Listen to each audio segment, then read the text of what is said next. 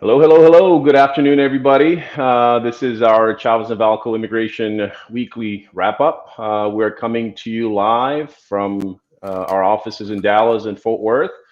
My name is Martin Valko. I'm actually in my home office here in my house. And we have Nick Chavez with us from our Fort Worth office. Nick, what's going on? How are you doing? It's going. It's going. The weather's not too bad. Not like it was a couple of days ago. It was really cold, but it's Yeah, going well. Yeah.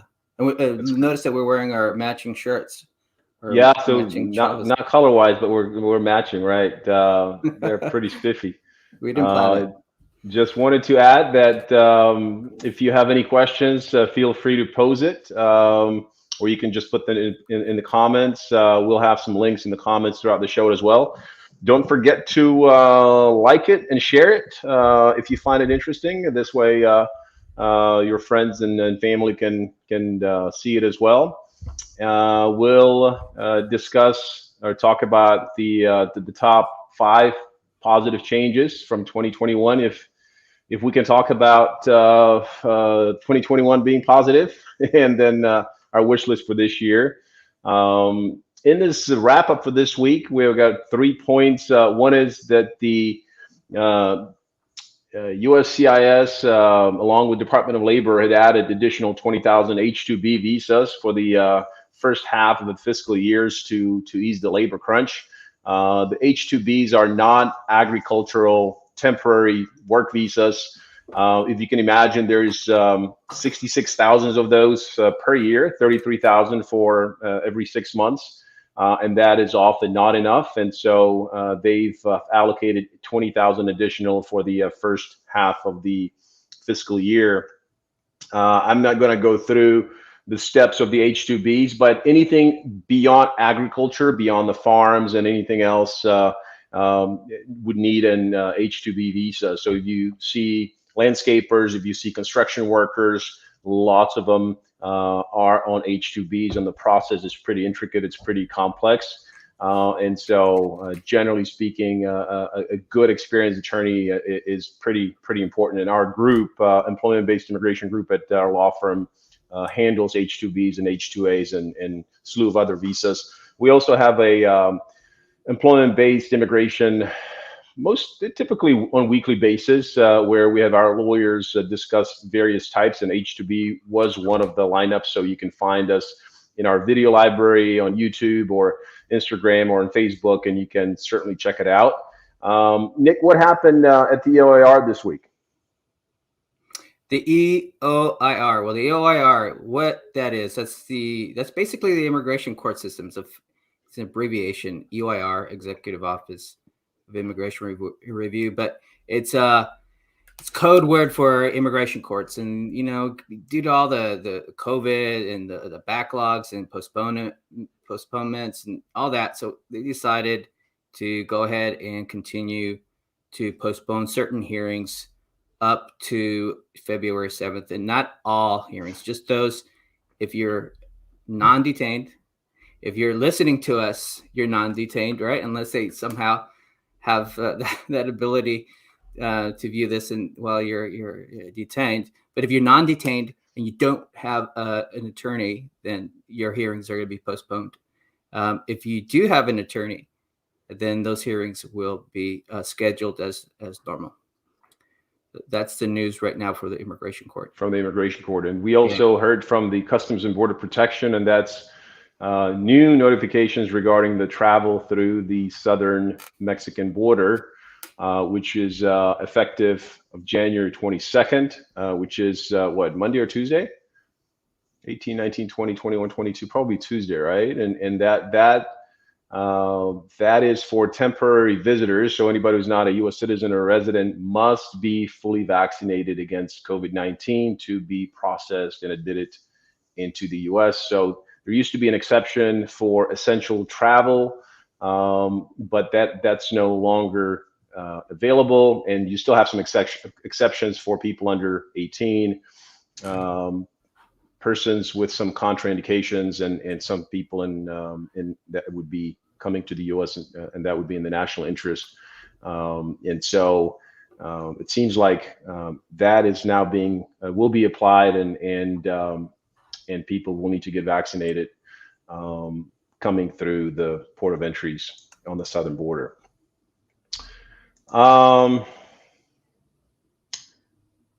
Top 5 positive changes 2021. And so 2021 followed 2020, which was a, how should I say it? Those were 4 interesting years for immigration petitioners and immigrants in general. So there was some easing up. What was the top 1 for you, Nick, on those positive changes?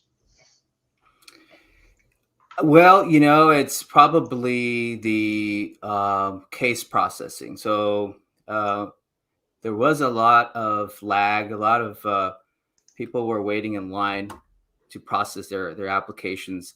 And so what immigration did was, and what I applaud them for is to have these measures to make things much more easier if you were applying. And I'm talking about situations where when you are applying, let's just say you're a green card holder, you have a residence, and you want to renew it, right? And so once your green card expires, then you have a sense of nervousness of what's going to happen. You know what's going to happen at work. Am I going to be able to travel? Well, you know, they did something because of the long processing times. They really did something to accommodate those situations. And for a lawful permanent resident, this is just an example. If you're renewing your green card, and while you're renewing, or if it's expired even, when you renew it, you'll get a notice that says that your card has been automatically validated for an additional 12 months. In other words, it's good for another 12 months. And you can use this document to work and travel. So it kind of reassures the applicant that everything's going to be fine. The same thing with those who are applying for what's called removal of conditional permanent residence. There is a 2-year card issued to conditional permanent residents for individuals who get married and apply for a green card, and then they were married less than 2 years prior to getting a green card. Well, those individuals are given 2 years, and when they renew, or when they file this petition to get their 10-year card, their permanent resident card, which right now it's taking like roughly 2 years. The good news is that once you renew it or send in your petition to remove it, you'll get a notice indicating that your card, which is expiring or expired, is valid for an extra 2 years, which is great. You can use that to travel and work. So those are the type of measures that I think were important, and that's why they're on top of my list. Because there might be small, it might be applying to certain population of applicants, but they're widespread in the sense that they're effective, but they do cover those situations where a person might be nervous about losing their job or traveling without having the documents in order. The other thing, which is related to that, is that whenever there is something that the agency wants from the applicant, let's just say you file an application and you're missing some evidence. Well, they send you what's called a request for evidence, asking you to give them the missing evidence. And they usually give you 3 months to do that. Now you get additional time for that. You get 60 days to submit your documents. Same thing with appealing certain applications or certain decisions made on certain applications. You get an additional, there's an additional period of time in which you can file your appeal. Again, very accommodating. And I think this was important, especially during this time of lengthy processing. Yeah, I think that was really, I guess, partly due to COVID, and I believe this was already extended, if not 2 or 3 times, definitely 2, maybe 3 times, where they've added extended that deadline, so people had more time in addition to the original, depending on the type of case, the response period that you received. Another thing that was positive was the rocket docket in immigration courts, which I believe it applied to all of them, but certainly at the Dallas Immigration Court, certain cases were fast tracked. And so it's kind of like cleaning up the docket. And if the government agreed to certain preconditions of cases where generally it applied to people that applied for or were seeking green card and they were in removal proceedings, they did not have to go through the full-blown trial, and evidence was stipulated and facts were stipulated to, and so both parties, the immigrants and the government counsel agreed, and then the judges basically okayed it. And so that moved tens and hundreds of cases, dozens and dozens of cases for people that otherwise would have been looking at another year, 2, 3 years in immigration court. So that was a neat idea that worked out, and I believe it's continuing. Do you recall public charge? It was so long ago that I don't know if you still remember it. Public charge barely makes our list. It was back early this year, this time of year, last year. And just as a reminder, under the Trump administration, they passed a rule which is known as the public charge rule, and I think it's one of the more significant positive changes that occurred last year was the elimination of this rule that we despise so much. And if you remember, the Trump administration created this rule, which made it very difficult for an immigrant to get permanent residence due to economic factors. So if you were considered a public charge, which is in the books, by the way, it's in the law. It's been a law forever, right? If they consider you, they being the USCIS, the government, or the State Department, whoever's in charge of your application for a green card, if they think that you are a public charge, then you're not qualified for permanent residence. And what happened under the Trump administration, they expanded the meaning of public charge to a list of other public benefits that traditionally weren't a problem before. They're talking about non-cash benefits like SNAP and other benefits, section housing, nothing relating to money. And so they expanded this also to some forms of Medicare, now since I think of it. And they were asking for more evidence, just more documents that were just beyond what you normally would submit. You normally would submit on an application for a green card or for residence, you would normally submit your sponsor's affidavit. So that could be the person who's sponsoring you submits what's called an affidavit of support, or tax records, information that they make enough income to support you, and that would be it. But under the Trump administration rule, they were asking you a whole bunch of things, and it was very unfair too. They were you could be denied. You could have been denied if the officer, based on your medical condition or age, if the officer believed that affected your ability to be self-sufficient. And that was also very unfair. If you remember, it was like an 18-page form that you had to submit, a bunch of financial records from the applicant, from people living in the household. And basically what this rule did, and it was designed to create fear and discourage applicants from requesting this very important immigration benefit. There was a report that indicated that at least 15% of eligible applicants, people who were eligible to apply for lawful permanent residence, they declined to do so. They were just scared because of the public charge rule for that reason alone. So now we're really happy that this rule has been done away with under the current administration, and we applaud this move, and it removes that deterrence factor. And so now the service is operating under the prior rules, which are far more flexible. In fact, this year we're waiting on some new regulations.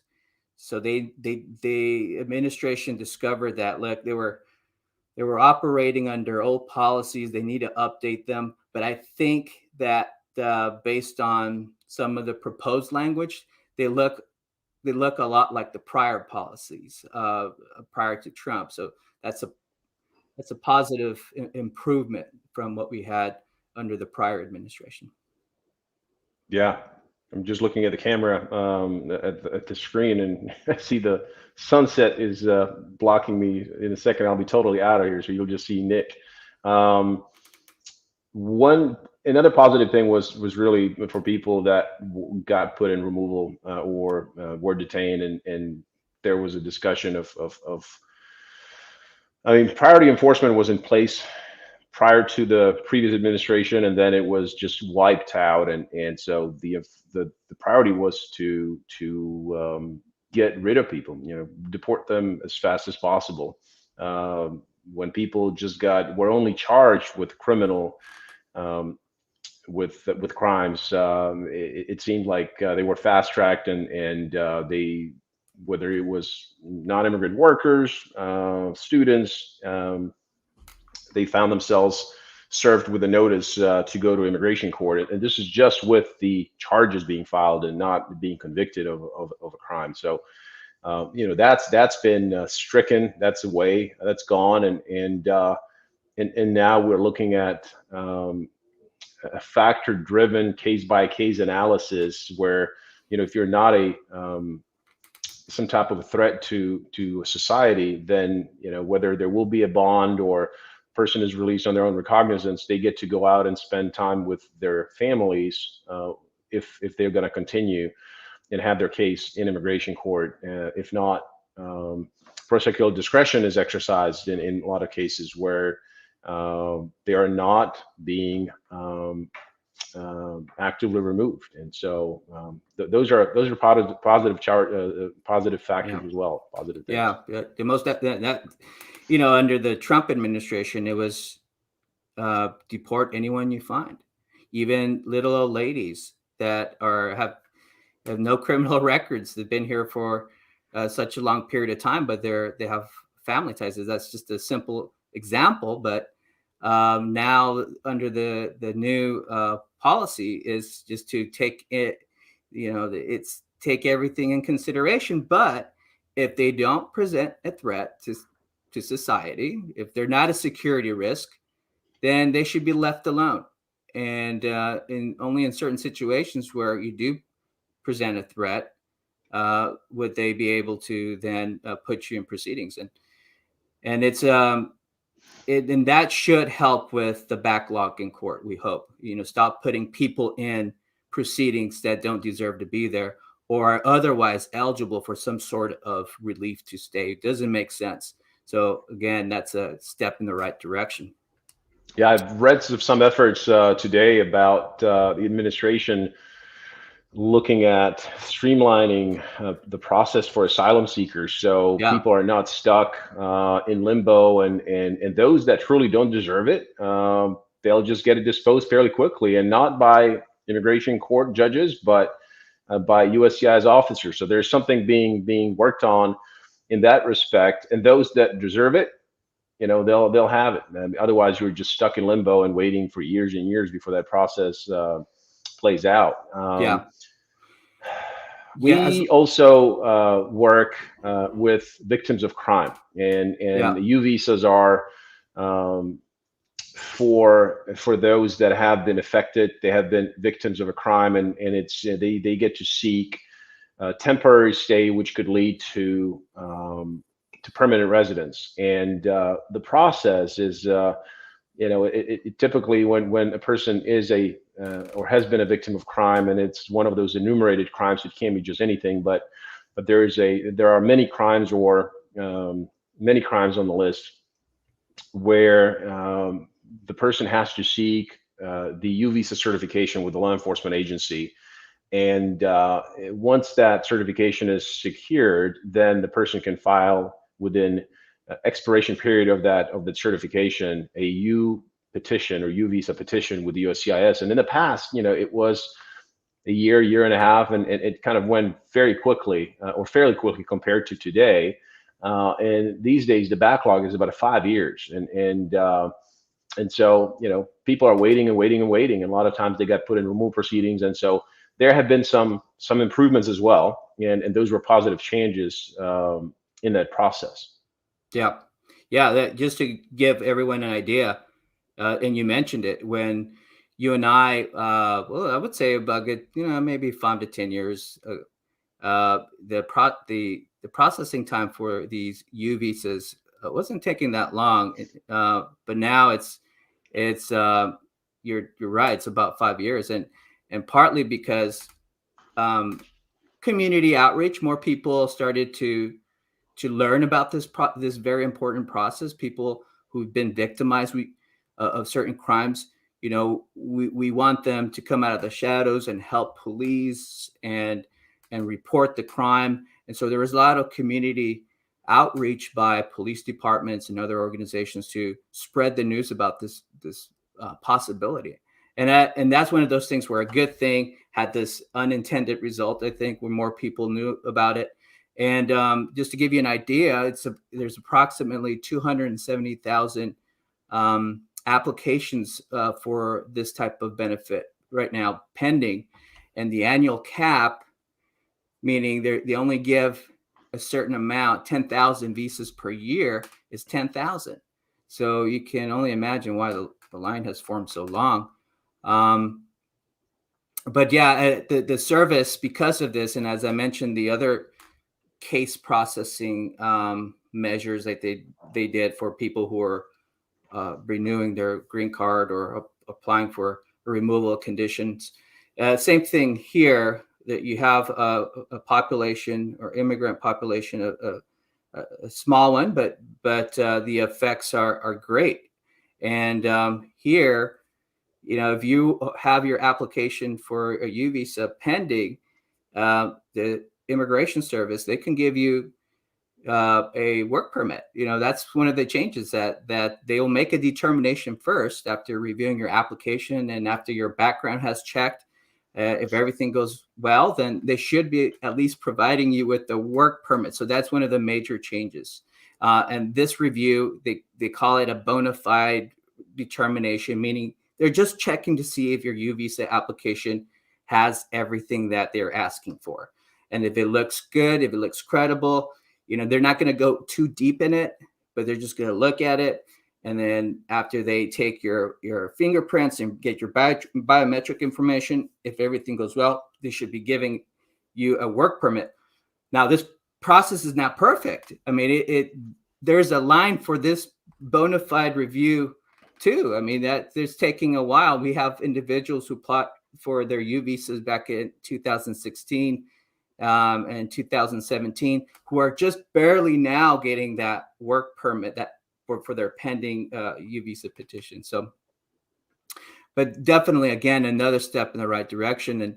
And in terms of other changes with U visas, you can now include your spouse as a dependent of your U visa application, even if you got married after filing your application. That's a mouthful, but what I mean is that before, if let's just say that I am a person who's filing for a U visa, I file my U visa petition, but then after I file it, I get married.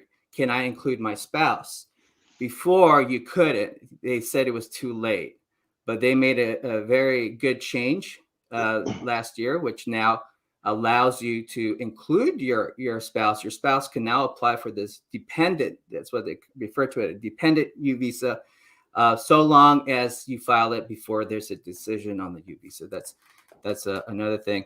And then lastly, that they reversed that policy that if you were filing your U visa application or even your asylum application, if you left a blank space on one of the questions, let's just say that one question they asked you that it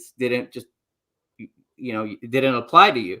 If you left a blank, Well, that could lead to a denial just because you left a blank space on the form.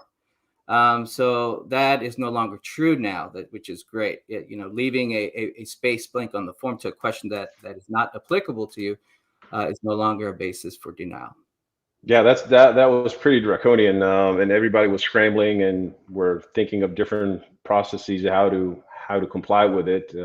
But the practice prior to that was that if it didn't apply to you, or you didn't have to put in not applicable, or just you left it blank. And the prior administration focused on that, and they thought, well, that might be the best way of rejecting it, and and started with that practice. So, but no, you mentioned one thing, and that is, if somebody's here unlawfully and has been a victim, and they've been through a lot, and they go through the process, and they have to wait for those 5 years, they're still in the shadows. They came out, they've applied, but they're still, what I say, not member of the society per se, not being able to participate, work, and so once that employment authorization, the work permit, is issued, a person can then go to Social Security office and apply for Social Security a number that has a restriction on it that it's with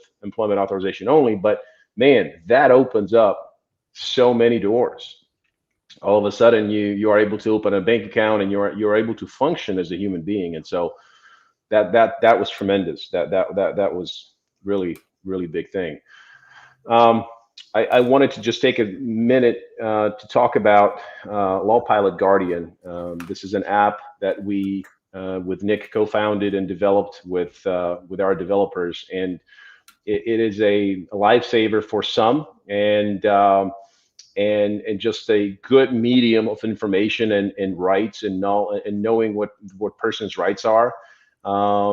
It is something that will connect you to the attorney. So if you scan this QR code on the screen, or there's a link below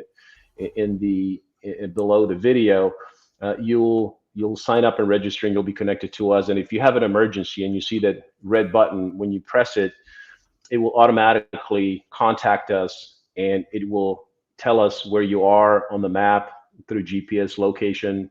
And also, we would be able to know exactly what you are saying, or if you're speaking to somebody, what they're saying. A lot of times in traffic stops, we have people that activate the button, close the screen, go on with the conversation, and we know exactly where they are, what they're saying, who they're dealing with, and we can act if we need to act. You can also add your family or your friends as emergency contacts. They will also get notified that you have an emergency. If nothing happens, you can simply cancel it, and everybody will get a false alarm notification. But it's just fantastic. It also has pre-recorded statements. So if you don't want to deal with the officer, you can simply just press the button, and it speaks for you. I am not resisting arrest. I am exercising my right to remain silent. I do not wish to say or sign anything. And so, attorney providing the service can customize it. We have two instances where one is when you're in the car, and one is when you're at home or in public. And it's fantastic. People also get their news. I'm not sure if you can see it. So any news items that get through, we'll send it out to people through push notification. And of course, know your rights, so people are able to learn about what rights they have. So very good thing, and it's part of our platform called Lawpilot. And so I would encourage people that want to learn and want to know, want to stay in the know of immigration changes, and be connected to us in this case, to scan that code, register with us, and be connected.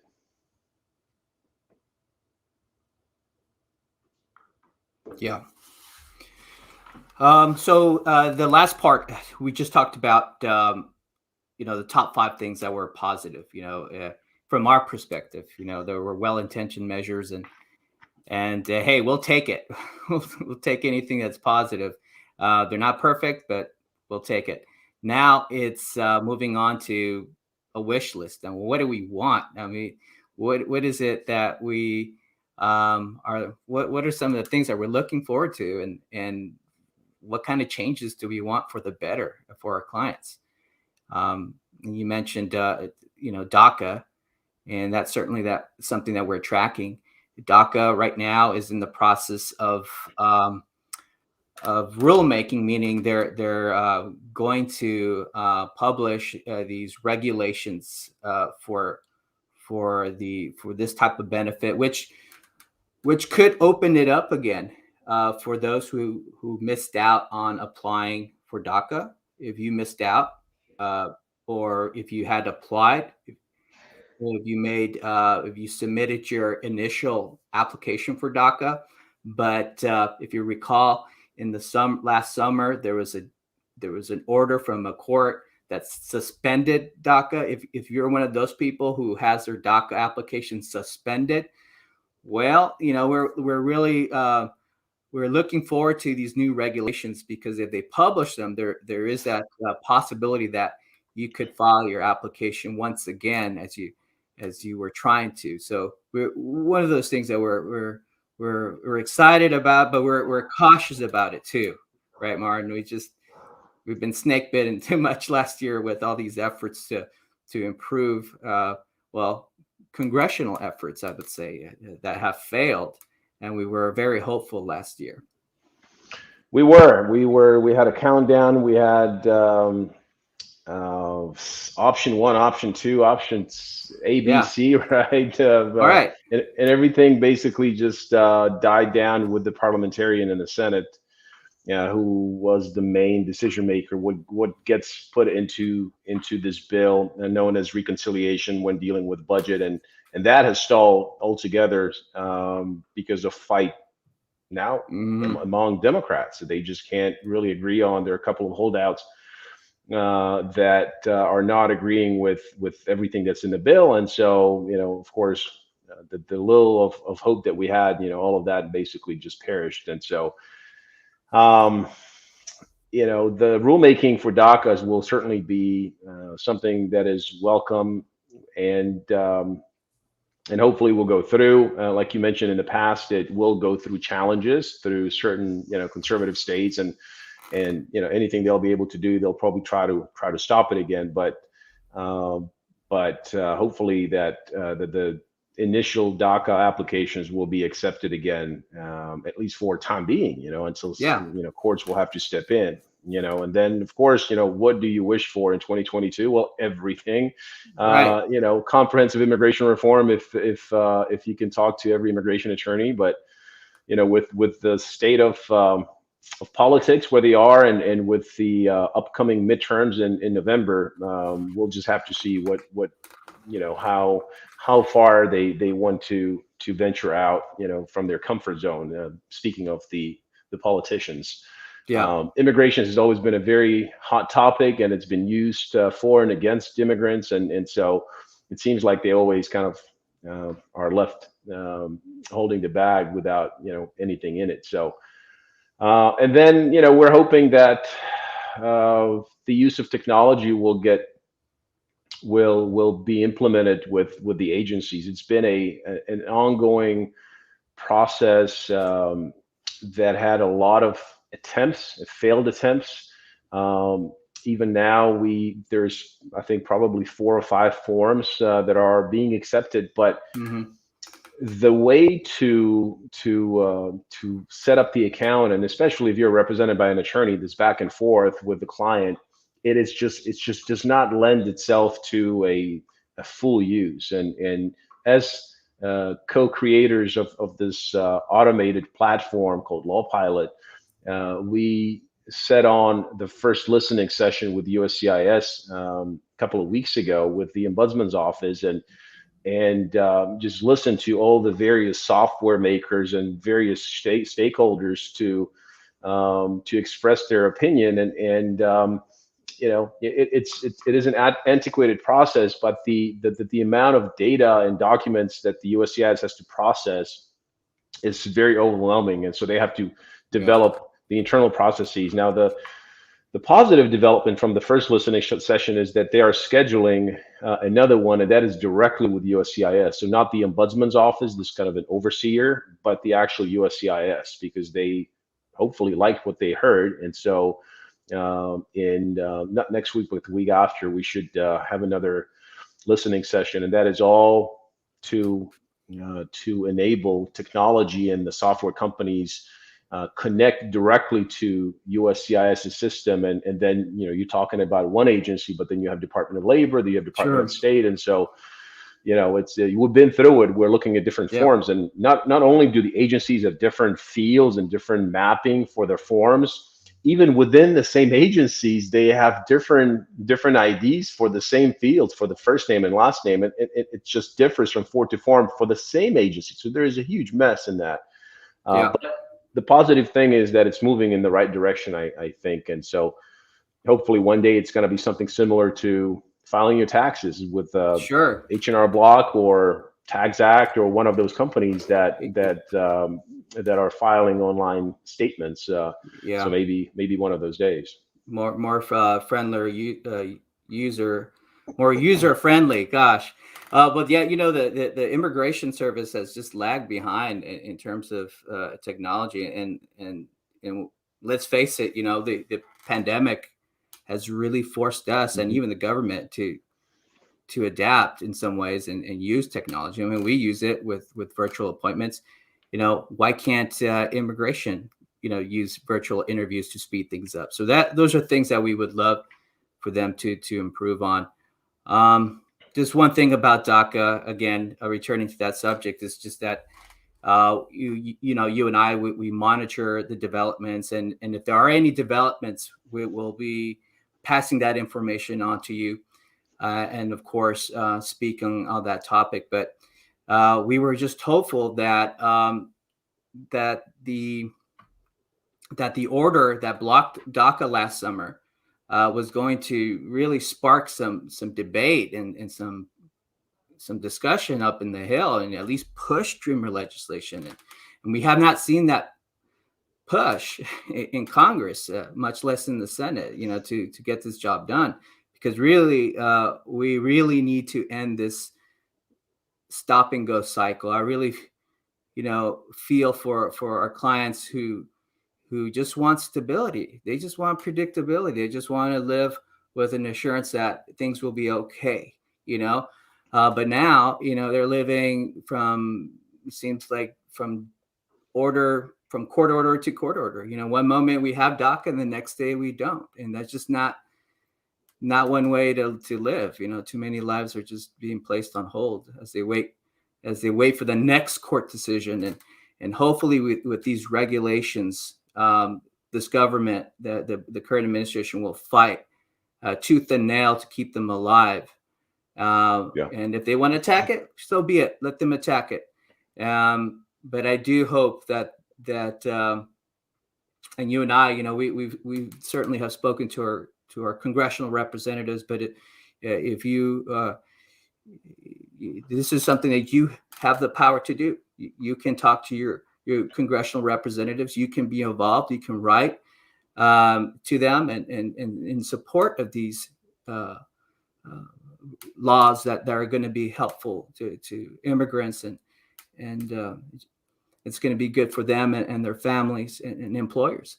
So we're very hopeful for some change this year. Well, and if you look, it's a midterm year, and people let their politics know through voting, and so voice your opinion. Look at the candidates that are on the slate and see who supports what. See if they are pro-immigrant, and see what their proposals are, and just hold their feet to the fire. And so if they get elected, just maintain the contact and just keep up the pressure. Of course, civilly and in an orderly manner, but still, it needs to be more than just a topic for election years, because it seems like it's been this for 3 decades plus, and so things will need to change. I mean, if You know, if the economy is hot, and it was hot, and we didn't have workers here in the U.S. to work those temporary seasonal jobs, then increase the cap. I mean, you know, you have 66,000 H-2B visas, and the government has to step in, and I mean, here and there, it just depends. You know, they'll just add a few more, and a few more. But you know, it seems like there's a county that needs 33,000 every 6 months, and not the Sure. entire country. And so, Right. and you know, from consulting and from representing employers, not everybody wants to be here, you know, and permanently, and people just want to come here, work here, and then leave, because a lot of times they'll come here, they'll work here, but because of the current law system and current laws, they get stuck and they can't leave. And so then they're stuck. And so if you allow them to come in and help out the economy and fill those jobs that are not being filled, and you know, whatever the rhetoric is, well, Americans don't want to do it. Sometimes it's not true, but they're not being filled for whatever reason. And so, you know, open it up, let them come in and let them leave, and they've earned the money. Because if you keep it this way, then really who's benefiting are the employers, the unscrupulous ones that are, you know, just taking advantage of the employees, and they like if they are undocumented, because they don't get to pay them prevailing wage, and they don't have to take care of them, and so I think, you know, the employers will also have to say to the representatives that, hey, fix the system because it's not working for us. Many times, if they hire employees that are undocumented, but it's not known to the employer because the current system allows it, you get one ICE audit and you have to fire, I don't know, 30, 40, 50% of your workforce, then you as a business owner could close up shop. And we've seen that in our practice as well. You know, when we represent these employers after the audit, after they're audited for I-9 compliance. And so it's those employers should go talk to the representatives and said, if you want my donation, fix the system because it's not working. Yeah. And I think that's the only way, or one of the ways, that the politicians will listen. It's who is contributing to their coffers for their re-election campaign, because we've seen that, you know, time and time again. Yeah, well, you know, you just pick up a newspaper or read on the internet. I mean, you have countries like Canada and Germany whose immigration system is trying to attract you know, investors and brain power, individuals who have it right here. And I think it behooves us, and we need to, as a government, structure systems that are going to attract these individuals and have them, you know, have a flexible situation, as you were referring to earlier. But yeah, exactly. We need changes for sure. Yeah, that's what we're hopeful. Well, if you don't have anything else, Nick, again, this is a wrap up. We kind of go on and on, but. Well, that's good. I mean, we talk it. This is where we live it. This is our lives. We're immigration lawyers. We became immigration lawyers because we're passionate about the subject. If you are seeing this later on, and you think, man, I have an immigration question for them, well, you can look at our schedule. You can look at Facebook, and we plan to be here again next Friday. Feel free to drop in and give us a question, or if you want to send us a question as private messenger or what have you, you can do that. We're here to help. And we have, again, this is kind of your wrap up with Nick and I. We have an employment-based, corporate or business-based immigration show that gets questions, and also a Spanish show. And sometimes it's on a particular topic, and a lot of times it's just basically Q&A. And so feel free to email us, and you know, you can go to keyvisa.com, which is on the screen, and also you can schedule a consultation with us, which is confidential, and sometimes people like to treat their questions that way. So but anyways, don't forget to look at the links below, download the Lawpilot Guardian, register for it, and that way anything that is breaking, anything that we need to communicate with the community, we will send out a message through push notifications to your phone, and of course it's fully loaded with know your rights items, and it gives you that sense of peace, the sense of protection that somebody's is there in case something were to happen to me. So that's all from me. Have a wonderful weekend, and we'll see you here next week. I think we'll have a show on Wednesday, and then probably another business show on Tuesday, and then we should do a wrap up next week. So long from me. Have a great weekend, Nick. Bye-bye. Bye-bye, Joe. See you later. Bye, Joe, main guy behind the scenes who makes it all happen. All right. Have a good one. Bye-bye.